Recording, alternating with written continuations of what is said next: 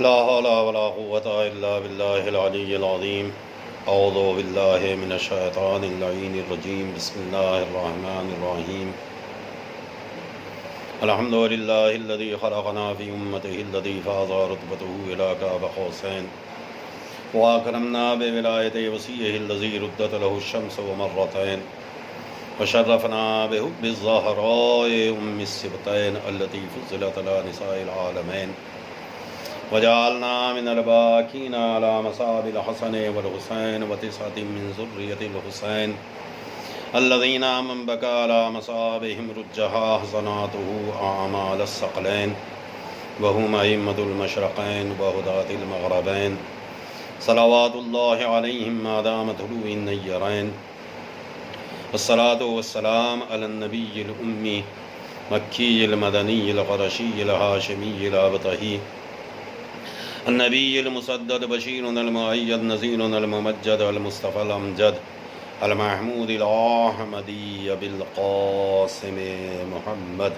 اللهم صل وعلى أهل بيته الطيبين الطاهرين المعصومين المظلومين ولعنة الله على أعدائهم أجمعين من يومنا هذا إلى يوم الدين. أما بعد فقد قال الله في كتابه الحكيم وهو أصدق القائلين وقوله الحق. بسم الله الرحمن الرحيم. لن تنالوا البر حتى تنفقوا مما تحبون. عزیزان محترم، وازاداران مظلوم کربلا، سید الشہداء حضرت ابا عبداللہ امام حسین علیہ السلام، پروردگار عالم مالک کونین مادر امام حسین جناب فاطمہ زہرا سلام اللہ علیہا کے صدقے اور طفیل میں ہماری اس کوشش کو اپنی بارگاہ میں درجہ قبولیت عطا کرے، اور جتنے بھی عزادار سننے والے ہیں پروردگار سب کو صحت و سلامتی عطا کرے، توفیقات و درجات میں بلندی عنایت فرمائے۔ خاص طور سے بانی اعضاء ہمارے آصف بھائی، پروردگار انہیں بھی صحت و سلامتی عطا کرے، ان کے توفیقات و درجات میں بلندی عنایت فرمائے، ان کے رزق میں وسعت عطا کرے، ان کے کاروبار میں ترقی عنایت فرمائے۔ پروردگار انہیں ان کے گھر والوں کو اس عزاداری کے صدقے میں تمام مصیبتیں دنیاوی اور اخروی سے محفوظ رکھے۔ خاص طور سے یہ کرونا وائرس، پروردگار اس سے تمام عزاداروں کی، تمام مومنین کی حفاظت فرمائے۔ الہی اس سے بہتر انداز میں عزائے حسین برگزار کر کے بیوی کی بارگاہ میں ہدیے کی توفیق عنایت کرے۔ عزیزان محترم، آپ کو یاد ہوگا کہ میں نے آخر کی 2 مجلسیں آپ حضرات کی خدمت میں مکمل قرآن کی روشنی میں پیش کی ہیں، جس میں یہ بیان کیا گیا ہے کہ انسان کو کس طریقے سے زندگی گزارنی چاہیے، کون سا راستہ اختیار کرنا چاہیے، سچائی کا راستہ کیا ہے۔ لہٰذا اگر ہم دنیا میں چل رہے ہیں تو ہمارا چلنا قرآن کے مطابق ہونا چاہیے، اگر ہم دنیا میں دیکھ رہے ہیں تو دیکھنا قرآن کے مطابق ہونا چاہیے، اگر ہم کوئی آواز سن رہے ہیں تو ہماری آواز کا ہمارے کانوں کو قرآن کے مطابق آواز سننی چاہیے۔ اگر ہم کہیں پر بھی لوگوں کے ساتھ جا کے بیٹھ رہے ہیں تو وہ بیٹھنا بھی ہمارا قرآن کے مطابق ہونا چاہیے۔ میں نے اس سے پہلی والی مجلسوں میں ان تمام باتوں کی طرف اشارہ کیا ہے قرآن کی آیات کے ذریعے سے، اور قرآن سے دلیل پیش کر کے بتایا کہ یہی چلنا جو ہے قرآن مجید کو پسند ہے۔ قرآن نے بیان کیا ہے کہ آپ کی زندگی کا ہر قدم کیسا ہونا چاہیے۔ قد افلح المؤمنون الذین یمشون علی الارض ہونا، جو مومن لوگ ہوتے ہیں، کامیاب مومنین ہیں، وہ زمین کے اوپر اگڑ کے نہیں چلتے، وہ زمین پر پیروں کو پٹک پٹک کے نہیں چلتے، ان کے قدموں کی چاپ اور آہٹ بڑی نرم ہوتی ہے۔ یمشون علی الارض ہونا، وہ نرم قدموں کے ساتھ زمین کے اوپر چلتے ہیں، یہ کامیاب افراد کی علامت ہے، کامیاب لوگوں کی علامت ہے۔ اس لیے کہ قرآن یا اسلام یا رسول اسلام یا ائمہ اطہار علیہم الصلاۃ والسلام کہ اگر مکمل سوانح حیات کوئی پڑھے تو کسی امام کے بارے میں نہیں ملے گا کہ وہ انہوں نے زمین کے اوپر اکڑ کے قدم رکھے۔ لہٰذا ان کے چاہنے والے، ان کے تابع دار، ان کے فرمان کو آگے بڑھانے والوں کو اس دنیا کے اندر مومن کہا جاتا ہے۔ اور مومنوں کی علامتوں میں سے ایک علامت یہ بھی ہے کہ وہ جب زمین پہ چلتے ہیں تو نرم قدم رکھ کے چلتے ہیں۔ اس کے بعد میں نے زندگی میں پیش آنے والی مشکلات کے بھی حل آپ کی خدمت میں عرض کیے تھے کل کی مجلس میں، کہ اگر زندگی مشکلوں میں گرفتار ہو جائے، اگر زندگی کے اندر مشکلیں آ جائیں تو ہمیں کیا کرنا چاہیے۔ اگر ہماری زندگی آسان نہیں ہو رہی ہے، ہماری زندگی میں تنگی آ رہی ہے، ہماری زندگی کسی اور ڈگر کے اوپر چلی جا رہی ہے، تو میں نے اسباب بیان کیے تھے کہ اگر کوئی ان مشکلوں میں گیا ہے تو اس کی زندگی اس مشکل میں جانے کے لیے کوئی ایک سبب ہے جو اس کی پشت کے اوپر موجود ہے، لہٰذا ان اسباب کی طرف توجہ کرنا چاہیے، ان اسباب کے اوپر اسے غور کرنا چاہیے کہ کہیں زندگی کے اندر یہ سبب تو موجود نہیں ہے۔ مثلا صرف ایک سبب کی طرف توجہ دلا دوں، میں نے کہا تھا کہ اگر کسی کی زندگی تنگ ہو رہی ہے اور وہ یہ احساس کر رہا ہے کہ میری زندگی کے اندر بدبختی آ گئی ہے، بدقسمتی آ گئی ہے، تو اسے چاہیے کہ اپنی زندگی میں دوسری جگہ غور کرنے کی ضرورت نہیں ہے۔ اسے غور کرنا چاہیے کہ اس کی ماں کے ساتھ، اس کے ماں باپ کے ساتھ رابطہ کیسا ہے۔ جیسا وہ رابطہ ہے ویسی ہی اس کی زندگی ہے۔ اگر ماں باپ سے راستہ کبھی نرم کبھی گرم ہے تو زندگی بھی کبھی نرم ہے کبھی گرم ہے۔ اگر ماں باپ سے رابطہ ٹوٹ رہا ہے تو اس کی زندگی بھی ٹوٹ رہی ہے۔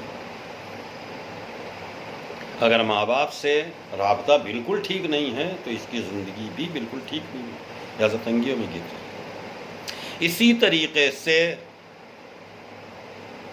جس علاقے میں ہم رہتے ہیں، جہاں ہم رہتے ہیں، ہمیں وہاں کے اوپر بھی غور کرنا چاہیے کہ ہم کس علاقے میں رہ رہے ہیں۔ کہیں ایسا تو نہیں ہماری وجہ سے ہمارے پڑوسی پریشان ہو، کہیں ایسا تو نہیں ہماری وجہ سے ہمارے رشتہ دار پریشان ہو، کہیں ایسا تو نہیں ہماری وجہ سے کسی اور کو اذیت ہو رہی۔ کوشش کریں، حتی الامکان کوشش کریں کہ ہم سے کوئی اذیت میں نہ جائے، ہم کسی کے لیے باعث آزار اور باعث تکلیف نہ بننے پائیں۔ بلکہ میں نے کبھی ایک جملہ کہا تھا کہ ضروری نہیں ہے کہ کوئی انسان اپنے آپے کو یہ کہے کہ میں کسی کو تکلیف نہیں پہنچا رہا ہوں، کہہ کے کوئی تکلیف نہیں پہنچائی جاتی۔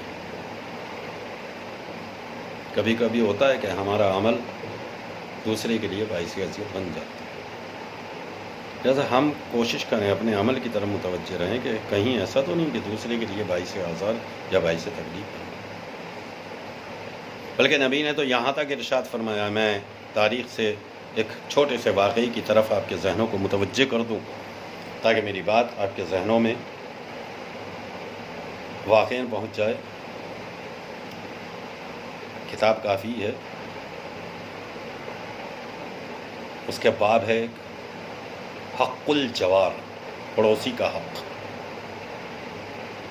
پیغمبر اسلام حضرت محمد مصطفیٰ صلی اللہ علیہ وآلہ وسلم کے دور میں ایک انصاری نے مدینے میں آنے کے بعد ایک مکان خریدا۔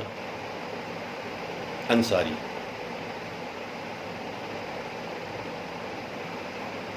انہی کو انصار کہا جاتا ہے۔ اب میں نہیں جانتا کہ اس کا نام انصاری تھا یا یہ انصار ہونے کی وجہ سے انصاری کہا جاتا تھا، بہرحال اس انصاری نے آنے کے بعد مدینے کے اندر ایک مکان خریدا، اور فوراً ہی اس مکان کے اندر، چونکہ ہر آدمی چاہتا ہے بھئی میں نے نیا گھر لیا ہے، میں جلدی سے اپنے مکان کے اندر شفٹ ہو جاؤں، لہٰذا وہ اپنے مکان کے اندر شفٹ ہو گیا، منتقل ہو گیا۔ تھوڑے دن ابھی گزرے تھے، اور تھوڑے دن گزرنے کے بعد اسے اندازہ ہو گیا کہ میں نے جو یہ مکان خریدا ہے، میں نے جو یہ جگہ لی ہے، یہ جگہ میرے لیے مناسب نہیں، یہ جگہ میرے حساب سے ٹھیک نہیں۔ کیوں؟ اس لیے کہ میرے جو پڑوسی ہیں وہ میرے لائق نہیں، میرے اعتبار سے نہیں۔ لہٰذا یہ شخص پیغمبر اسلام حضرت محمد مصطفیٰ صلی اللہ علیہ وآلہ وسلم کے خدمت میں آیا، اور آنے کے بعد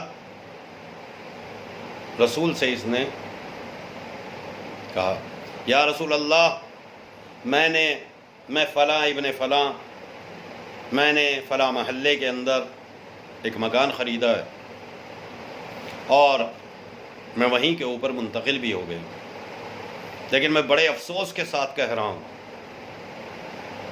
کہ میرے جو قریب ترین پڑوسی ہیں، میرے جو گھر سے ملے ہوئے گھر ہیں، میرے جو پڑوسی ہیں، میرے جو جوار ہیں، وہ نامعقول آدمی ہیں، اور تنہا نامعقول ہی نہیں ہے بلکہ نہایت شریر اور فساد کرنے والے لوگ۔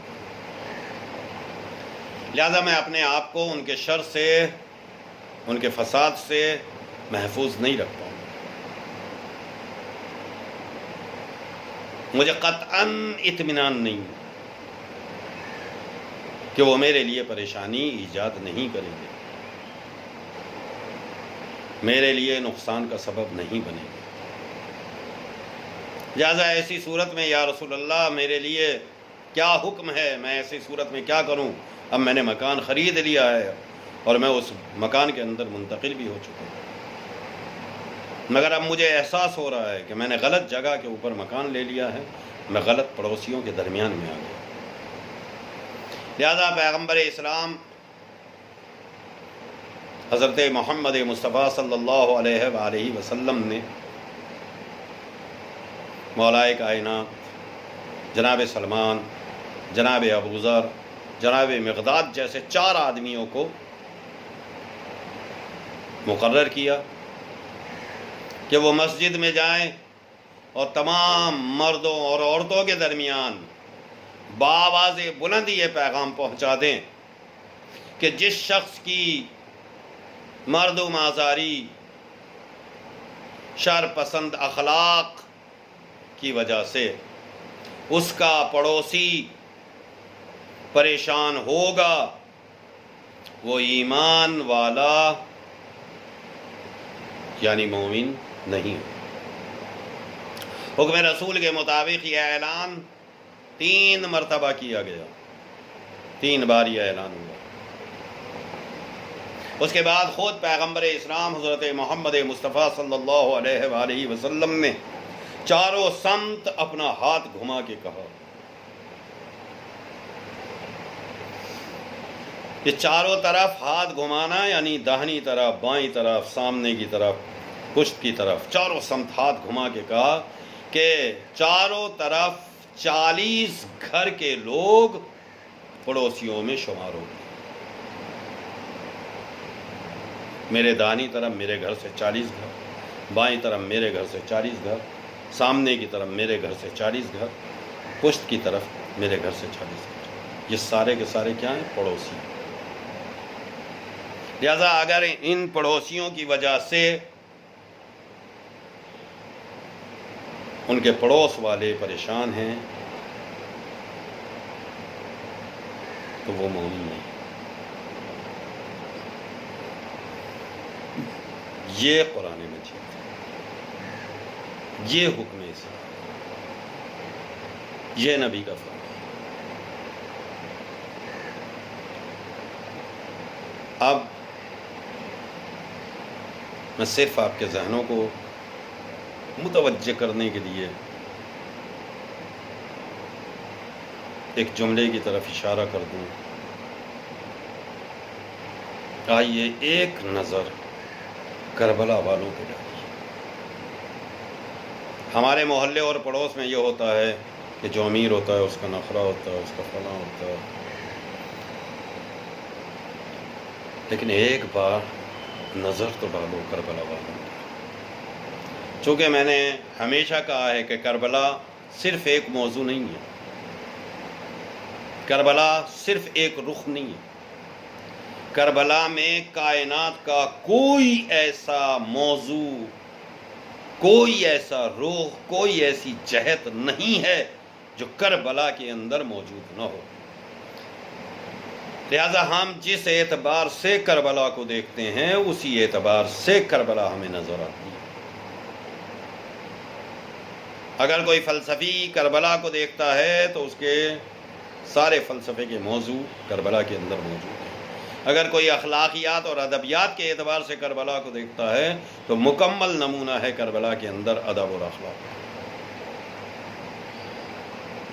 لہذا نظر ہماری ہے کہ ہم کس نظر سے کربلا کو دیکھ رہے ہیں۔ ہم اپنے علم کے اعتبار سے کربلا کو دیکھ رہے ہیں، اور کربلا میں اس کی اتم مثالیں موجود ہیں۔ کربلا کے اندر جو اصحاب امام حسین علیہ السلام کے ساتھ آئے ہیں، کیا ان اصحاب کے مرتبے میں کوئی کمی ہے؟ قسم خدا کی میں قسم کھا کے کہہ سکتا ہوں، جتنے بھی امام حسین کے اصحاب کربلا کے اندر موجود ہیں، امام حسین کی نصرت کے لیے آئے ہیں، امام حسین پہ جان فدا کرنے کے لیے آئے ہیں، یہ معمولی گھروں کے لوگ نہیں ہیں، یہ معمولی افراد نہیں ہیں، یہ چھوٹے اور کمزور لوگ نہیں ہیں، بلکہ جو بھی کربلا میں امام حسین کے ساتھ ہے، پہلے تو وہ اپنے علاقے کا حاکم ہے،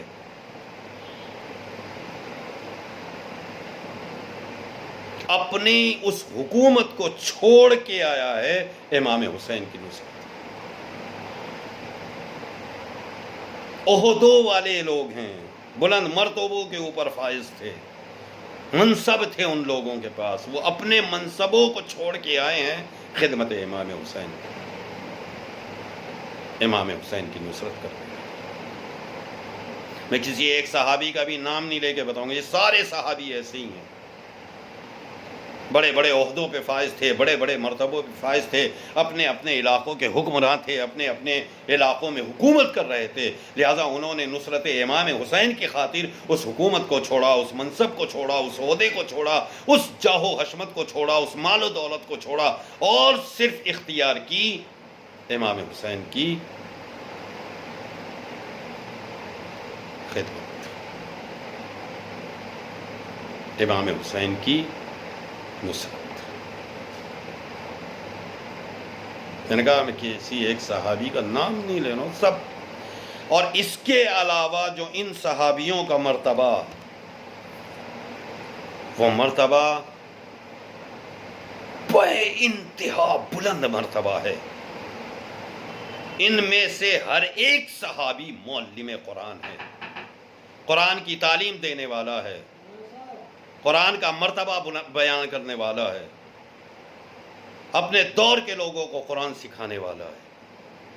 لہٰذا سارے کے سارے معلمان قرآن ہیں، ہر ایک معلم قرآن ہے، لہٰذا یہ سارے کے سارے معلمان قرآن ہیں، عالمان قرآن ہیں، قرآن کی تعلیم دینے والے ہیں، اور معلم قرآن کا مرتبہ پوری کائنات جانتی ہے کہ معلم قرآن کا مرتبہ کیا ہے۔ یہ خود معلم قرآن ہیں، اور امام حسین علیہ السلام تو ایسے معلم قرآن ہیں کہ جنہوں نے صرف زندگی میں نہیں بلکہ کربلا کے میدان میں جب سر و تن کے اندر جدائی ہو گئی ہے تو جسم زمین کربلا پر تھا، اور سر نو کے نیزہ کی بلندی کے اوپر جا کر قرآن مجید کی تلاوت بیان کر کے بتا رہا تھا، کائنات والوں کو متوجہ کر رہا تھا کہ ہم عالمان قرآن کے سردار ہیں، ہم معلمان قرآن کے سالار ہیں۔ لہذا یہ مرتبہ ہے ان صحابیوں کا، اتنے بامرتبہ صحابی، اتنے بلند صحابی، ایسے صحابی۔ یہی وجہ ہے کہ امام حسین نے فخر کے ساتھ کہا ہے کہ جیسے صحابی مجھے ملے ہیں ایسے صحابی نہ میرے نانا کو ملے نہ میرے بابا کو ملے۔ بلکہ جب شب عاشور امام حسین نے سارے ساتھیوں کو ایک جگہ ایک خیمے میں جمع کیا ہے اور جمع کرنے کے بعد قلادہ بیعت ان کے گلوں سے اتار لیا ہے اور سب کو ہر طریقے سے دلیل دے کے آزاد چھوڑا ہے کہ تم میں سے اگر کوئی جان بچانا چاہتا ہو تو بچا لے، کوئی اپنے آپے کو بچانا چاہتا ہو تو بچا لے، کوئی مجھے چھوڑ کے جانا چاہتا ہو تو چلا جائے، مگر ان میں سے ایک بھی ساتھی نہیں گیا۔ بس جب امام حسین نے دلیلوں پر دلیلیں دی ہیں تو ایک صحابی نے کھڑے ہو کے کہا تھا کہ مولا آپ بار بار کہہ رہے ہیں چلے جاؤ، دلیلیں دے دے کے کہہ رہے ہیں کہ چلے جاؤ، مولا اگر ہم آپ کو چھوڑ کے چلے بھی جائیں تو یہ بتائیے، آپ خود جواب دیجئے کہ آپ بتا دیجئے کہ کوئی ایک ایسا در ہو جو آپ کے در سے بلند ہو تو ہم چلے جائیں۔ مولا اگر کل عالم محشر میں آپ کی ماں فاطمہ زہرا نے ہم سے سوال کر لیا کہ تم میرے لال کو میدان کربلا میں اکیلے چھوڑ کر چلے آئے تھے تو مولا ہم کیا جواب دیں گے؟ لہذا امام حسین نے اس صحابی کا ہاتھ پکڑا، خیمے سے باہر آئے، ایک بلندی پہ جانے کے بعد مدینے کا رخ کر کے آواز دی تھی، نانا وہ آپ کے ساتھی تھے جنہیں آپ بلا رہے تھے اور وہ آ نہیں رہے تھے، یہ میرے ساتھی ہیں جنہیں میں بھیج دینا چاہتا ہوں مگر یہ جا نہیں رہے۔ یہ سبب ہے، یہ سارے کے سارے معلمان خود۔ بس میرے عزیزوں، میں نے تمام کی اپنی بات۔ کربلا بہت بڑا درس ہے، کربلا بہت بڑا سبق، مگر امام حسین علیہ السلام نے جو قربانیاں کربلا کے میدان میں پیش کی ہیں، کائنات ان کی نظیر پیش نہیں کر سکتی، کائنات میں ان کی مثال موجود نہیں ہے۔ آج محرم کی 9 تاریخ ہو گئی ہے، آہستہ آہستہ فاطمہ کا لال تقریباً اپنی مہمانی تمام کر رہا ہے۔ میرے عزیزوں، میرے دوستوں، بس چند لمحوں کے لیے آپ کے ذہنوں کو متوجہ کرنا، کس کس کے مصائب پڑھیں، کس کس کا پرسہ دیں۔ ہماری تو اتنی اوقات ہی نہیں ہے، ہم ابھی تک صحیح طریقے سے کربلا والوں کا پرسہ دے بھی نہیں سکے، اور فاطمہ کا لال ہم سے رخصت ہونے کے لیے آمادہ ہے۔ ابھی تک ہم صحیح طریقے سے زیدہ کی خدمت میں پرسہ بھی نہیں پیش کر سکے، نہ اصحاب کا پرسہ دے پائے، نہ عزہ کا پرسہ، نہ اقربا کا پرسہ دے پائے، نہ جگر کے ٹکڑوں کا پرسہ دے پائے۔ ہم نے ابھی تک کسی کا مکمل طریقے سے پرسہ نہیں دیا ہے، اور فاطمہ کا لال رخصت کی منزلوں میں آ گیا ہے۔ میں چند جملے ادا کرنا چاہتا ہوں، ایک شہزادے کا بھی تذکرہ کرنا ہے۔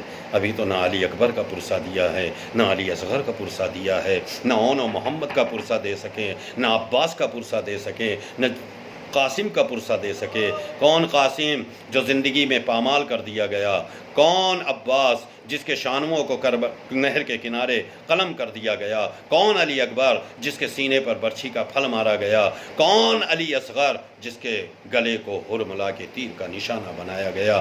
میرے عزیزوں، میرے دوستو، کون علی اکبر؟ امام حسین بڑی محبت کرتے ہیں جناب علی اکبر سے، امام حسین کو بڑی محبت ہے جناب علی اکبر سے۔ میں کیسے جملے ادا کروں، میں کس طریقے سے آپ کے ذہنوں کو متوجہ کروں، جب کربلا کے میدان سے علی اکبر نے آواز دی ہے، اے میرے بابا، یا آبتا علیک منی السلام، اے میرے بابا میرا سلام آخر قبول کر لو، تو تاریخ نے لکھا ہے کہ حسین چلے، مگر زبان پر ایک جملہ تھا، یا علی یا علی یا علی یا علی۔ میں نہیں جانتا کہ علی اکبر کربلا والے علی کو پکار رہے تھے یا نجف والے علی کو پکار رہے تھے، مگر جب امام حسین علی اکبر کے قریب پہنچے ہیں تو دیکھا ہے کہ علی اکبر کا ایک ہاتھ سینے کے اوپر رکھا ہوا ہے۔ آواز دی، میرے لال کیا سبب ہے کہ کراہ رہے ہو؟ کہ بابا، ظالم نے سینے میں برچھی کی انی توڑ دی ہے، اس کی وجہ سے سانس لینے میں بڑی تکلیف ہو رہی ہے۔ فاطمہ کا لال زمین کربلا پر بیٹھ گیا، اور بیٹھنے کے بعد کہا، میرے علی لال علی اکبر، اگر کہو تو سینے سے برچھی کا پھل نکال دیا جائے۔ بس عزیزو، میں 2 جملے ادا کرنا چاہتا ہوں، کہو تو سینے سے برچھی کا پھل نکال دیا جائے۔ فاطمہ کے لال نے اپنے گھٹنے زمین کربلا پر ٹیکے، ایک ہاتھ نیزے کی انی کے اوپر ڈالا، اب جو نکالنا چاہتے تھے، قسم خدا کی زمین کانپنے لگی، ارض کربلا کانپنے لگی، آسمان ہلنے لگا۔ امام حسین امام حسین نے ایک جملہ کہا، میرے علی اکبر، میرے لال علی اکبر، یہ بوڑھا باپ کس طریقے سے تمہارے سینے سے برچھی کا پھل نکالے، اس لیے کہ تمہارا بدن کانپ رہا ہے۔ امام جناب علی اکبر نے آواز دی، بابا میں نہیں، زمین کربلا کانپ رہی ہے، آسمان کانپ رہا ہے۔ عزیزو، ایک مرتبہ امام حسین نے آسمان کا رخ کر کے اور ایک بار مدینے کا رخ کر کے آواز دی تھی، اے بابا علی مرتضی، خیبر کا در اکھاڑنا بہت آسان تھا، مگر جوان لال کے سینے سے برچھی کا پھل نکال لینا یہ حسین کا کام ہے۔ عزیزو، اس کے بعد امام حسین نے علی اکبر کے لاشے کو اٹھایا۔ ایک بوڑھا باپ، 57 سال کا بوڑھا، 18 سال کا کڑیل جوان علی اکبر کس طریقے سے لاشے کو اٹھا کر لے کے جائیں۔ عزیزو، ایک مرتبہ اٹھایا اور خیمے کا رخ کر کے آواز دی، اے خیمے میں رہنے والے بچوں آؤ، ایک بوڑھے باپ سے جوان بیٹے کا لاشا نہیں اٹھایا جا رہا ہے۔ عزیزو، بس چند لمحے کے لیے توجہ کریں، میں ایک جملہ کہہ کے بات کو تمام کر دینا چاہتا ہوں۔ ادھر امام حسین نے جوان لال کے لاشے کو اٹھایا، ادھر ننھے ننھے بچے شاید خیموں سے آئے ہوں اور امام حسین کو سہارا دیا ہو۔ امام حسین نے علی اکبر کا لاشا لے جا کر خیمے میں رکھا۔ عزیزو، ساری بیویاں آئیں، خیمے میں ایک کوہرام برپا ہوا، وہ علی اکبرہ کا ماتم ہو رہا تھا کہ ایک بیوی نے کہا، ارے سب تو آ گئے مگر لیلا نظر نہیں آ رہی ہے۔ ایک بیوی دوڑی ہوئی لیلا کے خیمے میں گئی، اب جو منظر دیکھا عجیب منظر تھا۔ لیلا کبھی خیمے کی اس قنات سے کبھی اس قنات سے سر کو ٹکرا رہی تھی۔ ادھر بیوی نے جا کے کہا، ارے علی اکبر آ گیا ہے۔ بس جناب لیلا نے جملہ کہا، اے بی بی، تیرا احسان ہے کہ تو آ گئی، مجھے کچھ دکھائی نہیں دے رہا ہے۔ علی اکبر کے جانے سے حسین کی بینائی بھی چلی گئی، لیلا کی بینائی بھی تمام۔ سيعلم الذين ظلموا أي منقلب ينقلبون ولعنة الله على أعدائهم أجمعين إنا لله وإنا إليه راجعون۔ الہی بحق الزہرا و ابیہا و بالہا و بنیہا، پروردگار ہماری سزا کو قبول فرما لے۔ اے میرے معبود، حاضرین کی مرادوں کو پورا کر دے۔ پروردگار بے روزگاروں کو روزگار عطا کر، با روزگار کے روزگار میں ترقی عنایت کر۔ پروردگار بحق محمد و آل محمد بانی اعضا، ہمارے آصف بھائی کے درجات میں بلندی عطا کر۔ الہی ان کے رزق میں وسعت عطا فرما، ان کے کاروبار میں ترقی عطا کر۔ اے میرے معبود، اس سے بہتر ہدیے کی توفیق عنایت کر۔ امام کے ظہور میں تعجیل فرما، ہمیں ان کے ناصرین میں شمار فرما۔ ماتم حسین۔